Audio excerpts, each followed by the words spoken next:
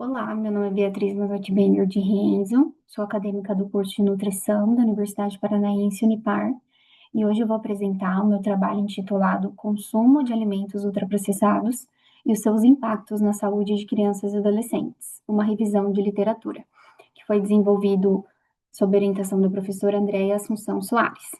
Então, para começar, vamos compreender um pouquinho o que são os alimentos ultraprocessados e por que eles são motivo de preocupação na área da nutrição. O consumo de alimentos ultraprocessados ele tem aumentado de forma significativa nas últimas décadas, tanto no mundo quanto no Brasil. Esses produtos eles são formulações industriais compostas por ingredientes refinados, aditivos e substâncias sintéticas, geralmente com baixo valor nutricional e alta densidade energética. Então, a classificação nova, que foi definida pelos pesquisadores é, é, que fizeram os artigos no qual eu embasei o meu trabalho, eles definem como produtos esses alimentos, né, como produtos com alto grau de processamento e pouca ou nenhuma presença de alimento in natura.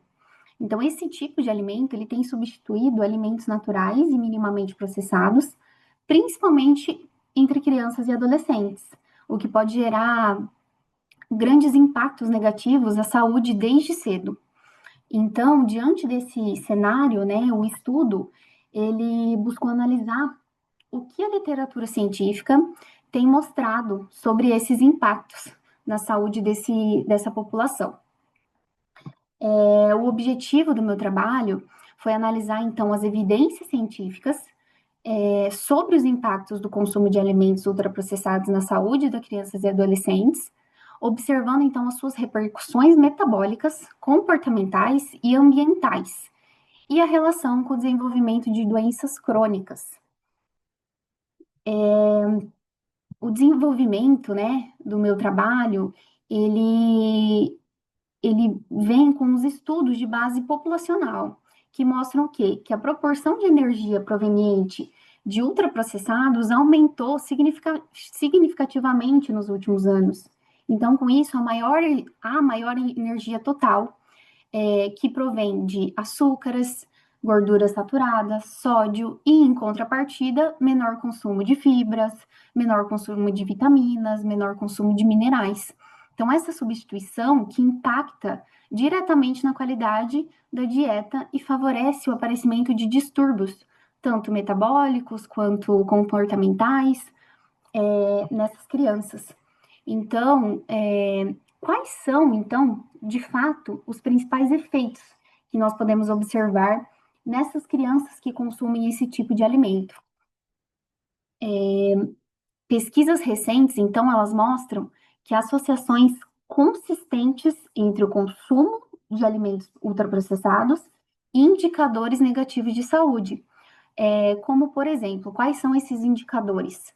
O aumento do IMC, o aumento da circunferência de cintura, o aumento da massa gorda, elevação de glicemia em jejum, redução do HDL, colesterol, e o maior risco de sobrepeso e obesidade já aos 5 anos de idade. Então, esses são os impactos negativos que foram analisados por esses pesquisadores nessas crianças que consomem muitos alimentos ultraprocessados. Além desses impactos físicos, eles também verificaram que há repercussões sobre o comportamento emocional e bem-estar dessas crianças. Então, eles indicam, esses estudos, que essas dietas ricas em ultraprocessados favorecem processos inflamatórios de baixo grau e resistência à insulina, mas também influenciam o comportamento e o estilo de vida. Deixam essas crianças mais agitadas, com menos foco nos estudos. Eles conseguiram observar, então, vários impactos na saúde dessas crianças. Mostram também os estudos que tem uma correlação entre o alto consumo de alimentos ultraprocessados e o comportamento sedentário e um menor bem-estar subjetivo em adolescentes. Além disso, o ambiente social e econômico que essas crianças vivem, né, que essas crianças estão inseridas, exerce forte influência. Então, a ampla presença desses produtos em cantinas escolares, estratégias de marketing, que são voltadas principalmente ao público infantil, com várias imagens que chamam a atenção das crianças. Então, geralmente, os produtos ultraprocessados têm embalagens coloridas, com personagens de desenhos que as crianças gostam. Então, esse marketing e esse acesso também favorece muito o consumo exacerbado desses produtos. E a desigualdade de acesso de alimentos saudáveis. Então, também foi verificado que populações de baixa renda têm mais acesso a esses alimentos por eles serem mais baratos do que alimentos minimamente processados ou in natura. Então, por isso que as políticas públicas e a educação alimentar torna-se essencial para combater isso ou para minimizar esses efeitos, né? Então, quais são as estratégias que nós podemos verificar que são eficientes nesses casos, né? Programas, por exemplo, como o PNAE, que é o Programa Nacional de Alimentação Escolar, e políticas de restrição à publicidade infantil. São alguns exemplos de ações que buscam reduzir o consumo desses produtos. Né? E também é importante promover um ambiente alimentar saudável, incentivando o consumo de frutas, de legumes, de alimentos in natura, minimamente processado, tanto nas escolas quanto com as famílias, né? Então, esses programas do governo, essas políticas públicas, ajudam muito nas escolas para que as crianças tenham uma educação alimentar também. Então, quais são as limitações? Né? Foi verificado que esse estudo ele possui algumas limitações, porque apesar de resultados consistentes, ainda tem limitações porque a predominância de estudos observacionais, né, a falta de padronização da classificação dos alimentos e a escassez de estudos longitudinais. Mesmo assim, as evidências apontam, né, a necessidade urgente de ação preventiva desde a infância. Então, mesmo com essa limitação de alguns estudos que nós temos, os estudos que já estão consolidados, eles mostram que isso traz, que o consumo desses alimentos traz, sim, prejuízos. Então, apesar de ter limitações, eles já servem como base para que essas ações públicas, né, sejam efetivas.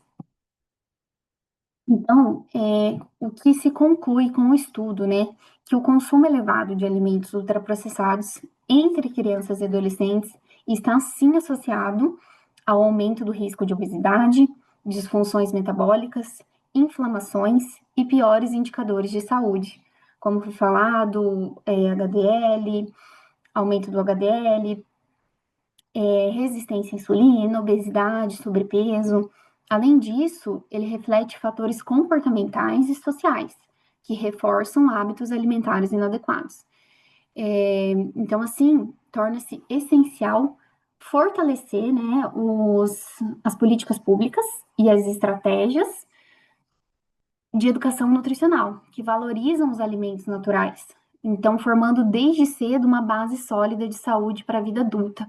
Porque essa alimentação que as crianças têm na saúde, na infância, elas vão levar para a fase adulta. Então, é muito importante que isso seja trabalhado desde cedo, nas escolas e com as famílias, né? Então, a promoção de uma alimentação saudável é fundamental para o futuro das crianças e adolescentes. Gostaria de agradecer a atenção e esse trabalho reforça, então, a importância do papel do nutricionista na promoção de hábitos alimentares saudáveis e na prevenção de doenças crônicas não transmissíveis. Muito obrigada.